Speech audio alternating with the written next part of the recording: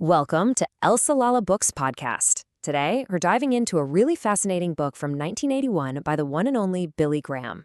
It's called Till Armageddon, and it takes on one of the biggest, toughest questions we all face. So in this explainer, we're going to deconstruct its framework for finding those answers.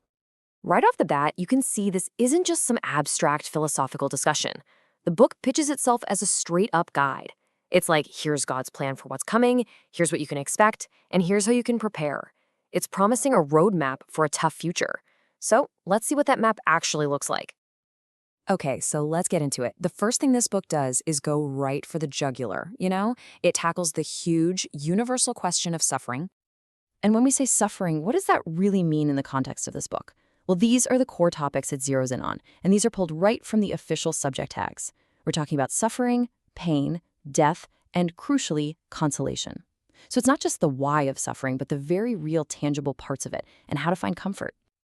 And this question, wow, this is pulled straight from a chapter title, and it really gets to the core of everything, doesn't it?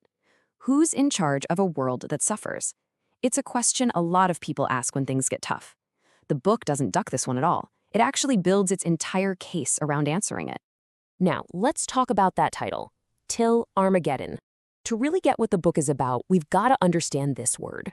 I mean, sure, we all think of Armageddon as this massive final battle at the end of time.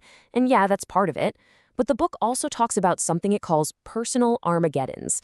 Those huge, life-shattering crises that can feel like the end of the world for us personally. So, if it's dealing with all this heavy stuff, how does it actually walk you through it? Well, it sets up a kind of roadmap through the pain. And you can really see that roadmap laid out here in these 4 steps. It's a journey. First, you've got step 1, confronting the storm, facing that crisis head on. Then, step 2 is about understanding faith's role in all of this. After that, step 3 gets practical, developing coping strategies. And finally, the big one, step 4, facing mortality. You can see there's a real logic to it, right? It takes you from the chaos of the outside world to building something strong on the inside. And inside that roadmap, the book gets into some really specific, tough questions. I mean, look at these chapter titles. The Suffering Savior, The Place of Prayer. But the one that really stands out is, why aren't Christians exempt? That's a huge question, right? If you have faith, why do you still have to suffer? The book dives right into that paradox, arguing that suffering isn't some kind of punishment, but something else, a kind of refining process. Okay, so after walking through all that, the pain, the tough questions, where does this journey end? What's the final promise?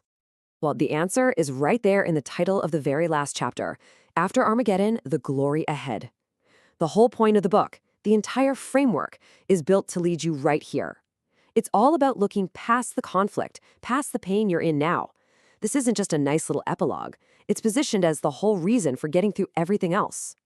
So, what's the big takeaway here? By creating this very structured step-by-step framework for something as messy and chaotic as suffering, the book gives its readers a very specific lens to see through, a way to look at not just their pain right now, but at everything that comes next.